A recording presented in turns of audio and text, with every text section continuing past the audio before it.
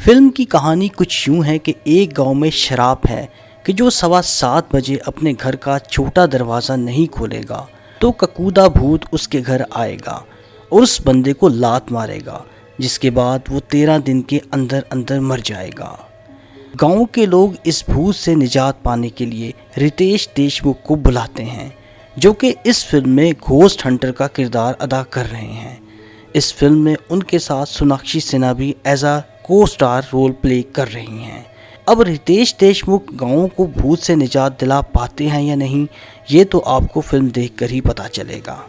अलबत्ता ये एक कॉमेडी हॉरर मूवी है जो कि स्त्री, रूही और भेड़िया मूवी के मेकर्स की तरफ से बनाई गई है। इस फिल्म में रितेश देशमुख को एक अच्छी प्रोडक्शन में देखकर दिल खुश हुआ कि फाइनली उन्हें उनके मुताबिक रोल दिया गया है।